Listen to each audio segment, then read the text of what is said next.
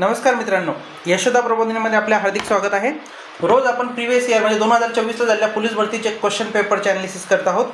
आपण आजपर्यंत 5 question paper घेतलेले आहेत। आज आपण घेणार आहोत यवतमाळ जिल्ह्याबद्दल। यवतमाळ जिल्ह्याचा पोलीस भरतीचा पेपर घेणार आहोत। तरी आपल्याला आमचे ॲनालिसिस चांगल्या प्रकारे आवडत असेल, पेपरचे विश्लेषण सहित आपण पुढील याला कशा प्रकारे क्वेश्चन येतील आणि मागे क्वेश्चन देता वेळेस आन्सर कशा प्रकारे द्यायचे, प्रत्येक वेळेस ऑप्शनमधून आन्सर कशा पद्धतीने देता येतात हे आपल्याला समजून सांगण्याचा आपण प्रयत्न करत आहोत। तरी आपण आपल्या या यशोदा प्रबोधिनी या आपल्या चॅनलला सबस्क्राईब आणि फॉलो करावे आणि इथून पुढे येणाऱ्या प्रत्येक व्हिडिओचा फ्रीमध्ये लाभ घ्यावा। चला तर मग सुरू करूया। यवतमाळ जिल्ह्याचे आपण घेणार आहोत ॲनालिसिस। आजचा पहिला क्वेश्चन आहे यवतमाळचा। स्वतंत्र दिव्यांग विभाग स्थापन करणारे भारतातील पहिले राज्य कोणते? बघा, स्वतंत्र दिव्यांग विभाग म्हणजे जे अपंग व्यक्ती असतात त्या अपंग व्यक्तींसाठी स्वतंत्र विभाग स्थापन केले। म्हणजे एखाद्या अपंग व्यक्तीला जर कधी एखाद्या गोष्टीची गरज आहे, त्याला एखाद्या योजनेचा लाभ घ्यायचा आहे, त्याला जर कधी समजा काही गरज आहे, त्या निमित्ताने त्याला एक स्वतंत्र विभाग स्थापन करणारे पहिले राज्य कोणते? तर ते पहिले राज्य आहे आपले महाराष्ट्र। आपल्या लाडक्या महाराष्ट्राने स्वतंत्र दिव्यांग विभागाची स्थापना केली आहे आणि ही स्थापना केली होती त्यांनी जागतिक दिव्यांग दिनानिमित्त। म्हणजे 3 डिसेंबर हा जागतिक दिव्यांग दिन आहे। 3 डिसेंबर जागतिक दिव्यांग दिनी ही स्थापना केली होती। चला तर मग समोरच्या क्वेश्चनकडे चालूया। महाराष्ट्रातील देवळाली येथील अग्नि वॉरियर, महाराष्ट्रातील देवळाली येथील अग्नि वॉरियर हा युद्ध सराव भारताने कोणत्या देशावर पार पाडला? बघा, वेगवेगळ्या देशांबरोबर आपला एक युद्ध सराव पार पडत असतो आणि त्या युद्ध सरावाला एक पारंपरिक नाव दिलं जातो आणि त्या नावावरून आपल्याला प्रत्येक वेळेस वेगवेगळे क्वेश्चन येतात पेपरला की कोणत्या देशाबरोबर समजा आपल्याला एक नाव दिलेलं असतं आणि देश विचारला असतो किंवा एखाद्या वेळेस तो देशाचं नाव दिलेलं असतं आणि कोणत्या प्रकारचा आपण त्यांच्यासोबत युद्ध सराव करतो असं विचारलं गेलेलं असतं। तर बघा, तुम्हाला हे लक्षात असणं गरजेचंच आहे आणि ते पाठच करून घ्या तुम्ही की कोणत्या देशाबरोबर आपले कोणते कोणते युद्ध सराव असतात। नेव्हीचा युद्ध सराव वेगळा असतो, आपला आर्मीचा वेगळा असतो आणि एअरफोर्सचा वेगळा असतो। तिन्ही वेगवेगळे होत असतात। तर आपल्याला जो प्रश्न विचारला आहे आपल्याला अग्नि वॉरियर हा युद्ध सराव आपला सिंगापूर बरोबर होत असतो। कोणाबरोबर होत असतो? सिंगापूर बरोबर। आणि हा आपला 2024चा हा 13वा एडिशन होतं या सरावाचं। आणि हे आपलं देवळाली म्हणजे महाराष्ट्र नाशिकच्या आपली जे देवळाली आहे तिथे जे विमानांची ट्रेनिंग होते त्या ठिकाणी आपल्याला हे झालेलं आहे। चला तर मग तुम्हाला बाकीचे पण कोणते कोणते युद्ध सराव आहेत त्याच्याबद्दल माहिती देण्याचा प्रयत्न करू, जसंही तुम्हाला पुढे काम येईल असं। वरुण सराव होत असतो भारत आणि फ्रान्स दरम्यान, शक्ती होत असतो भारत आणि फ्रान्स दरम्यान, सूर्यकिरण भारत आणि नेपाळ दरम्यान, जॅनमॅक्स होत असतो भारत आणि जपान दरम्यान, सहयोग कॅक्चिन होत असतो भारत आणि जपान दरम्यान, गरुड शक्ती होतो भारत आणि इंडोनेशिया दरम्यान, लिमॅत्ते हा होत असतो भारत आणि सेशल्स दरम्यान, नसीम अल बहर होत असतो भारत आणि ओमान दरम्यान, अल नागा हा होत असतो भारत आणि ओमान दरम्यान, हँड इन हँड हा होत असतो चीन दरम्यान। बघा, हा क्वेश्चन आत्ताच कंबाईनला आला होता मागे की हँड इन हँड कोणाबरोबर होत असतो, तर हा होतो भारत आणि चीन दरम्यान। ऑसिडिक्स होत असतो भारत आणि ऑस्ट्रेलिया दरम्यान, प्रबल दोस्ती होत असतो भारत आणि कझाकिस्तान दरम्यान, आणि खंजर प्रबल दोस्तीवर पण आत्ताच क्वेश्चन येऊन गेला आहे। बघा, रिसेंटली क्वेश्चन आलेला आहे, ग्रुप सीच्या वेळेस मेन्सला आलेला होता हा। प्रबल दोस्ती भारत आणि कझाकिस्तान दरम्यान होत असतो। खंजर होत असतो भारत आणि किर्गिस्तान दरम्यान, मैत्री होत असतो भारत आणि थायलंड दरम्यान, अजय युद्ध होत असतो भारत आणि युनायटेड किंगडम म्हणजे ब्रिटन दरम्यान, कोकण होत असतो भारत आणि युनायटेड किंगडम म्हणजे तेच आपलं जो कोकण आहे ते पण भारत आणि युनायटेड किंगडम सोबत होतं, आणि इसर्ट ईगल हा होत असतो भारत आणि UAE दरम्यान म्हणजे संयुक्त अरब अमिरात, आणि क्वेरिन हा होत असतो भारत आणि मालदीव दरम्यान। हे प्रत्येक हे स्क्रीनशॉट काढून घ्या आणि हे पाठच करून घ्या, कारण त्याला पाठ केल्याशिवाय तुम्हाला कोणत्याही गोष्टीचा गत्यंतर नाही। तर हे प्रत्येक वेळेस क्वेश्चन येणारच आहे। चला तर मग समोरच्या क्वेश्चनकडे चालूया। व्हिएन्ना येथे पार पडलेल्या वासेनार व्यवस्थेच्या 26व्या वार्षिक सभेत आयर्लंडने कोणत्या देशाला 1 जानेवारी 2023 पासून 1 वर्षासाठी अध्यक्षाची जबाबदारी दिली आहे? बघा, आता तुम्हाला याच्यासाठी पहिली गोष्ट आहे का तुम्हाला वासेनार व्यवस्था काय हे समजून घ्यावं लागेल। बघा, वासेनार व्यवस्था अशा प्रकारची एक देशाची संघटना आहे। त्या संघटनेदरम्यान त्यांच्यात एक सामंजस्य असतो का जर आपण एखादा हत्यार किंवा एखादी माहिती किंवा एखादं तंत्रज्ञान डेव्हलप केलं तर ते चुकीच्या व्यक्तीच्या हाती लागू नये म्हणून ही संघटना स्थापन झालेली आहे। आणि या संघटनेनिमित्त जे त्यांनी जे जबाबदाऱ्या घेतलेल्या असतात ते एकमेकांसोबत शेअर केल्या जात असतात। भारत याचा सदस्य 2017 पासून आहे। भारत याचा सदस्य कधीपासून आहे? 2017 पासून भारत याचा सदस्य आहे। आणि ही संघटनेची स्थापना बघा, ही जी संघटना आहे ही स्थापन झालेली आहे 1996ला, जुलै 1996ला ही स्थापन झाली होती आणि 2017 पासून हिचं भारत सदस्य आहे। आणि याचे एकूण सदस्य आहेत सध्या 42। दोन्ही गोष्टी चांगल्या प्रकारे लक्षात असू द्या. तुम्हाला वेगवेगळ्या प्रकारे क्वेश्चन येतात. कधी सदस्य विचारले जातात, कधी स्थापना विचारली जाते आणि भारत कधीपासून सदस्य हे विचारलं जातं. आणि अध्यक्षाची जबाबदारी त्याची आहे 1 जानेवारी 2023 पासून भारताकडे. भारताने त्याच्या अध्यक्षाची जबाबदारी आता सध्या घेतलेली आहे. चला तर मग समोरच्या क्वेश्चनकडे. भारताच्या अणुऊर्जा विभागाच्या वतीने म्हणजे भारताचं जे अणुऊर्जा डिपार्टमेंट आहे त्याच्या वतीने 22 डिसेंबर 2022 रोजी अटल इन्क्युबेशन केंद्राची कोणत्या ठिकाणी सुरुवात केली. बघा, अटल इन्क्युबेशन केंद्र हे काय माहिती आहे का? जर कोणी रिसर्च निमित्त जर कोणी स्टार्टअप वगैरे करत असेल, सुरुवात करत असेल, म्हणजे जे अणुशक्तीशी निगडित आहे, कोणत्याही रिसर्चशी निगडित आहे, त्या स्टार्टअपला सहाय्य करण्यासाठी अटल इन्क्युबेशन केंद्राची स्थापना केली आहे. आणि ती भाभा अणुशक्ती केंद्रामध्ये म्हणजे आपलं ते भाभा रिसर्च सेंटर आहे मुंबईचं, त्याच्यामध्ये स्थापना केलेली आहे. चला तर मग समोरच्या क्वेश्चनकडे. 26 जानेवारी 2023 पर्यंत जल जीवन मिशन अंतर्गत 11 कोटी ग्रामीण कुटुंबांना नळाद्वारे स्वच्छ पाणी पुरवण्यात आले. जल जीवन अभियान कधी सुरू करण्यात आलं? बघा, जल जीवन अभियान आहे याच्या अंतर्गत सरकारचं उद्दिष्ट आहे की 2024 पर्यंत 55 लिटर पाणी प्रत्येक घरापर्यंत म्हणजे ग्रामीण भागात प्रत्येक घरापर्यंत 55 लिटर पाणी पोहोचायला पाहिजे. हे केंद्र सरकारचं उद्दिष्ट आहे. आणि ही योजना सुरू झाली होती 15 ऑगस्ट 2019ला.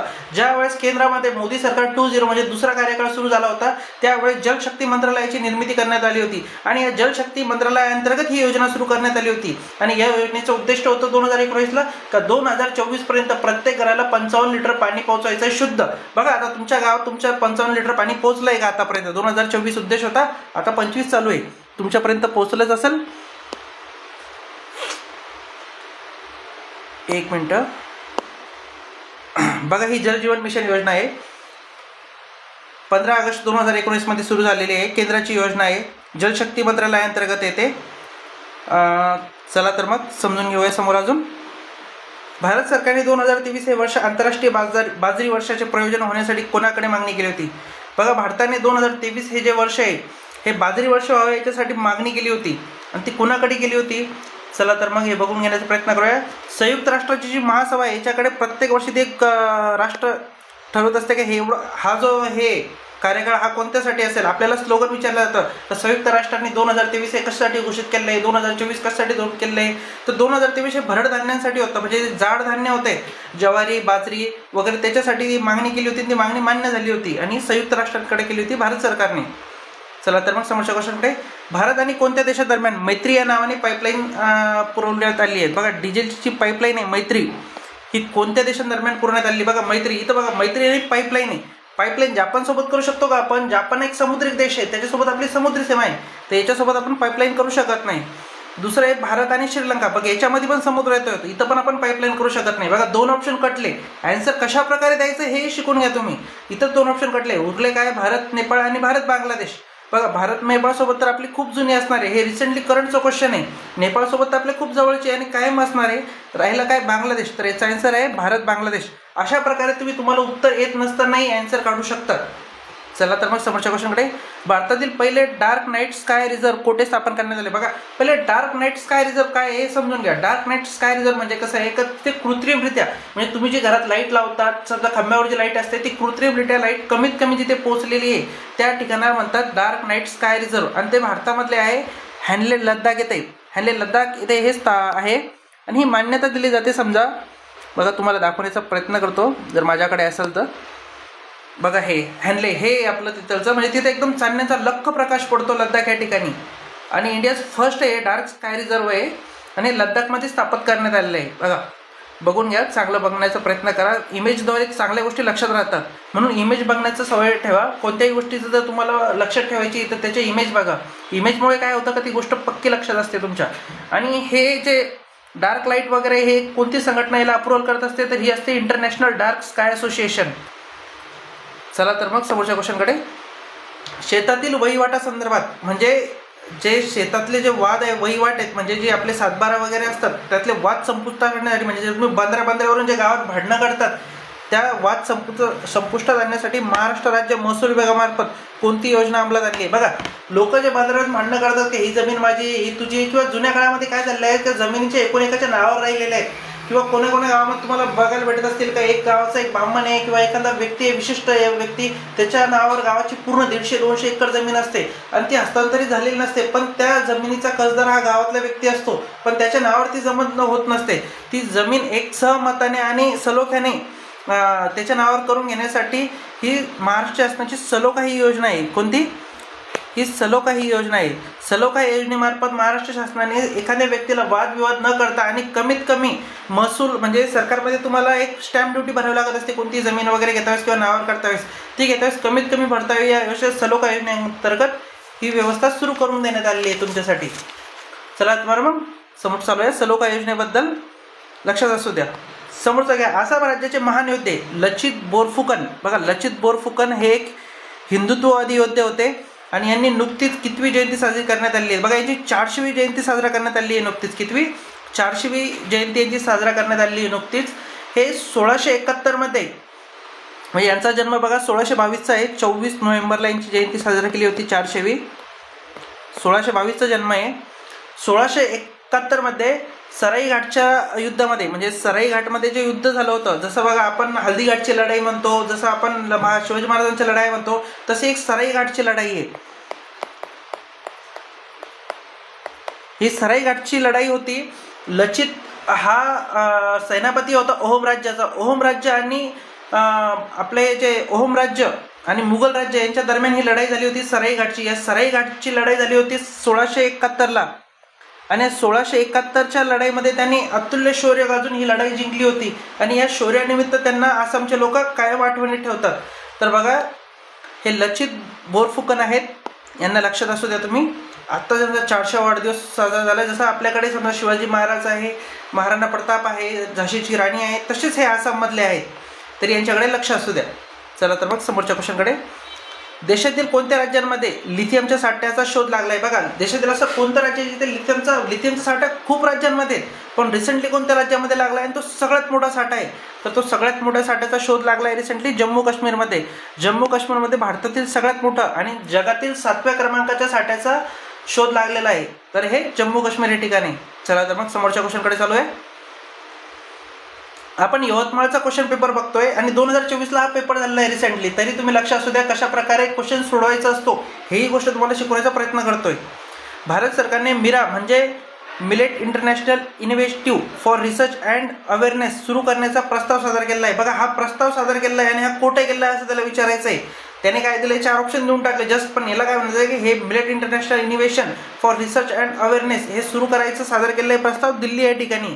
दिल्ली हे ठिकाणी सुरू करण्याचा प्रस्ताव दिलेला आहे. चला तर मग आता या क्वेश्चनचं उत्तर प्रत्येक अभ्यास करणाऱ्या विद्यार्थ्याला यायलाच हवं. प्रश्न काय बघा, जय जय महाराष्ट्र माझा हा महाराष्ट्राचा गीताचा राज्यगीत म्हणून स्वीकार करण्यात आला आहे. या गीताचे गीतकार कोण आहेत? बघा प्रत्येकाला याचं माहिती आहे, पण तरी पण थोडं मुलं कन्फ्युजनमध्ये येऊन जातात का हे विठ्ठल बडे का राजा बडे, कारण का 2 बडे देऊन टाकले तुम्हाला. तर एक गोष्ट लक्षात असू द्या, जय जय महाराष्ट्र माझा हे कधी याच्यासोबत राजा लक्षात ठेवून जायचं. आपले राजा शिवाजी महाराजांवरून ही गोष्ट लक्षात ठेवायची.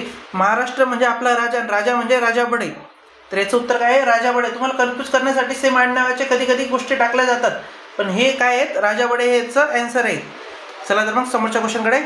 कोणता देश 4 एप्रिल 2023 रोजी नॉर्थ अटलांटिक ट्रिटी ऑर्गनायझेशन म्हणजे नाटो या लष्करी आघाडीत झाला? बघा नाटो ही सेना अमेरिका आणि युरोपियन राष्ट्र यांनी मिळून तयार केलेली आहे आणि याचा अर्थ असा असतो का याच्यातल्या एखाद्याही देशावर जर बाहेरील देशाने हल्ला केला तर नाटोचे सर्व देश एकत्र येऊन त्या देशाची एक सपोर्ट कराल आणि त्यांना एक सुरक्षा प्रदान कराल. तर नाटोचा रिसेंटली सदस्य झालेला आहे फिनलँड.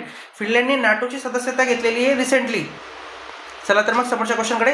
प्रमोद महाजन कौशल्य व उद्योगता विकास अभियानांतर्गत किती वयोगटातील युवकांना दिली जाते? बघा जी स्किल डेव्हलप केली जाते ती किती गटातील बघा.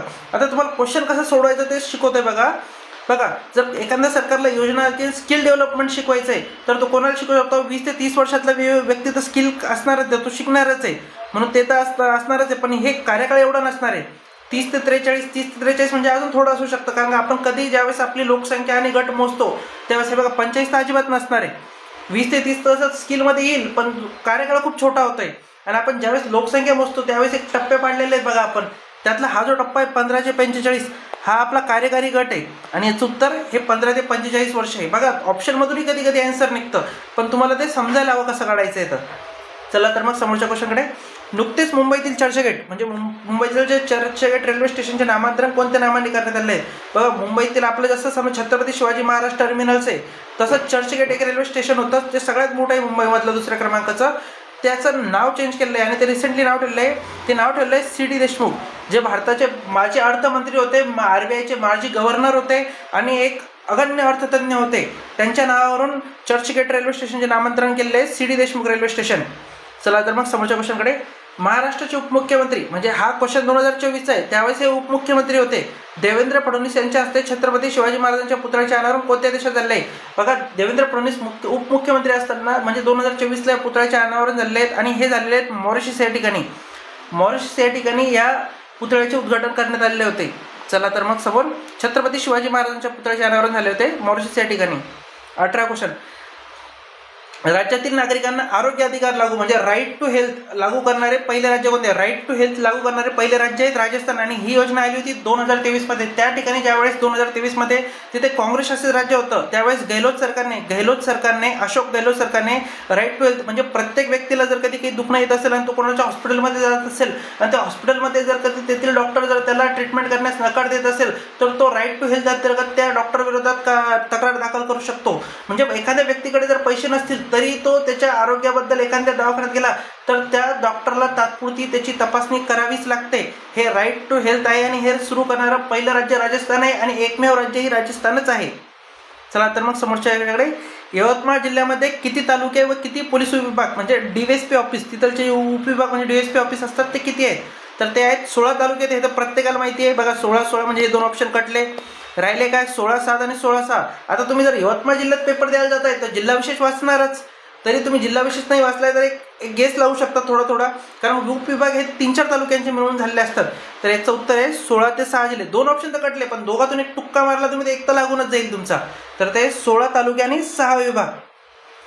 कार सोनदास मुलजी यांना खालीलपैकी कोणते वृत्तपत्र सुरू केले होते? बघा, रास्तागोप्तर तुम्हाला माहिती आहे, हे त्यांनी सुरू केलेलं नाही. ज्ञानप्रकाश आणि ज्ञानसिंधू हेही त्यांनी सुरू केलेले नाही. त्यांनी सुरू केलेले सत्यप्रकाश. सत्यप्रकाशचे संस्थापक कोण आहे? कार सोनदास मुलजी यांनी हे सत्यप्रकाश हे वृत्तपत्र सुरू केलेले आहे. संवैन्य कायदेभंग चळवळी वेळी सोलापूर सत्याग्रह आघाडीवर कोण? म्हणजे 1930ची जे संवैन्य कायदेभंग चळवळ झाली होती त्यावेळेस गांधीजींना अटक झाली होती. गांधीजींना अटक झाल्यानंतर सोलापूरच्या गिरणी कामगारांनी सगळ्यात मोठी चळवळ उभी केली होती. बघा, ते गिरणी कामगार आहे. आणि 1930 वेळेस म्हणजे संवैन्य कायदेभंगाच्या वेळेस पूर्ण भारतामध्ये लष्करी कायदा हा एकमेव सोलापूर जिल्ह्यामध्येच होता आणि तिथे ते गिरणी कामगारांनी ही चळवळ हातात घेतलेली होती. चला तर मग समोरच्या क्वेश्चनकडे. खालील कोणत्या राज्यात सीमा या 2 देशांना लागून आहे? बघा, तुम्ही राज्यांकडे चांगले लक्ष असू द्या. 4चे 4 राज्य तुम्हाला हे नॉर्थ ईस्टचे दिलेले आहेत, म्हणजे ईशान्य भारताकडचे तुम्हाला हे राज्य दिलेले आहेत. त्यातलं एक त्रिपुरा आहे, एक मणिपूर आहे, एक मिझोराम, एक नागालँड आहे. असे तुम्हाला 4 ऑप्शन दिलेले आहेत. त्या 4ही ऑप्शनकडे तुम्ही चांगल्या प्रकारे लक्ष असू द्यावे. तुम्हाला हे बघा, नागालँड येतं हे म्यानमार साईडला, याला एकाच राज्याची लागलेली आहे. म्हणजे मणिपूर येतं हेही एकाच राज्याची लागलेली आहे. त्रिपुरा हे खाली येतं, याला फक्त बांगलादेशची लागलेली आहे. एक राहिलं मिझोराम हे असं आहे, त्याला म्यानमार आणि बांगलादेश या दोन्ही राज्यांची सीमा लागलेली आहे. तर याचं उत्तर काय आहे? मिझोराम. चला तर मग समोरच्या क्वेश्चनकडे. यवतमाळ जिल्ह्याला सीमेला हे जिल्हे लागून आहेत. बघा, यवतमाळ जिल्हा आठवा. तुम्हाला महाराष्ट्राचा नकाशा अशा वेळेस आठवला पाहिजे चांगल्या प्रकारे, की महाराष्ट्राचा नकाशा तुम्ही कधीही डोळ्यासमोर ठेवा. तुम्हाला महाराष्ट्राचा नकाशा जर पाठ झाला ना, तुम्हाला भरपूर गोष्टी तुमच्या क्लिअर होतील. बघा, भारत सरकारने आपला महाराष्ट्र यवतमाळ जिल्ह्याच्या कोणते जिल्हे लागून आहे? बघा, तुम्हाला 4 जिल्हे दिलेत. वर्धा. बघा, लक्ष देणार, थोडं कॉन्सन्ट्रेशन करावं. विदर्भाच्याकडे बघा, तुम्ही लक्ष असू द्या. बघा, वर्धा येतं का? तर येतं, कारण का आपली वर्धा गंगा नदी आणि यवतमाळ जिल्हा यांची दोघांची सीमा निर्माण करते. हे गोष्ट तुमच्या लक्षात असेल तर वर्धा येतो. बुलढाणा येतो का? नाही. तर बुलढाण्याच्या दोघांच्या मध्ये एक जिल्ह्याचं अंतर आहे. दोघांच्या अकोला आणि वाशिम येतं मध्ये. वाशिम येतं, अकोला येत नाही. राहिलं काय? वर्धा. आणि त्या पलीकडच्या साईडने चंद्रपूर तर कन्फर्म माहिती आहे तुम्हाला. तर याचं उत्तर आहे 1 आणि 4 ऑप्शन. इथे ऑप्शन बघा, तुम्हाला 2 जिल्हे निवडायचे. तिथं बुलढाणा आणि अकोला तर बिंदास कटतं. वर्धा तर कन्फर्म माहिती आहे तुम्हाला, आणि एक चंद्रपूर. चला तर मग समोरच्या क्वेश्चनकडे. भारत सरकारने स्वातंत्र्याच्या 75 वर्षाच्या आझादी का अमृत महोत्सव उत्सवाचा समारोप म्हणजे भारताला स्वातंत्र्य होऊन ज्यावेळेस 75 वर्ष झाले 2023मध्ये, त्याच्यानंतर ते समारोप करताना त्यांनी 9 ते 15 ऑगस्ट 2023 दरम्यान कोणती मोहीम राबवली होती? तर ती मोहीम होती मेरी माटी मेरा देश. ही ती मोहीम राबवली गेली होती, ही 9 ते 15 ऑगस्ट 2023 राबवली गेली होती. बघा, तुम्हाला करंटचे क्वेश्चन हे खूप जुने यायला लागलेत. आजकाल पोलीस भरती म्हणजे काही एवढं सोपी राहिलेली गोष्ट नाही, म्हणून तुम्ही डीपला अभ्यास करायला चालू करा. बघा, विज्ञानाशी निगडीत क्वेश्चन आला. एकमेव क्वेश्चन आहे याच्यामध्ये विज्ञानाशी निगडीत. ॲस्प्रिनचे रासायनिक नाव काय? बघा, ॲस्प्रिनचे रासायनिक नाव आहे ॲसिटिक सॅलिसिलिक आणि ॲसिड. म्हणजे एक ॲसिड आहे ते ॲसिटिल सॅलिसिलिक ॲसिड येते. चला तर मग आजचा शेवटचा क्वेश्चन आहे. चांगल्या प्रकारे लक्षात द्या. जी कात येते, जी तुम्ही पान वगैरे मध्ये टाकून जी कात खातात आजी वगैरे, ती पानामध्ये टाकून कात खायची, ती कात कोणत्या झाडापासून बघते बघा, सुंदरी झाडापासून बनते का? नाही. कारण काही तुम्हालाही माहिती आहे सुंदरी झाड, साग पण माहिती आहे तुम्हाला, इथंही बनत नाही. मग राहतं काय? खैर आणि आकाशी. बघा आकाशी हे तर काही महाराष्ट्रातलं वाटत नाही, आणि हे खैर हे तुम्ही वाचण्यातलं वाटतंय. बघा याचं उत्तर काय? खैर. खैर या झाडापासून कात बनत असते. चला तर मग तुम्हाला कसा वाटला यवतमाळ जिल्ह्याचा पेपर? तुमच्या प्रतिक्रिया कमेंटमध्ये कळवा. आणि तुम्हाला जर रोज असेच ॲनालिसिस ऐकण्याचा आणि आनंद घ्यायचा असेल आणि तुम्हाला आवडत असेल माझं ॲनालिसिस, तर माझ्या चॅनलला सबस्क्राईब आणि लाईक करा. आपल्या चॅनलचं नाव आहे यशोदा प्रबोधिनी.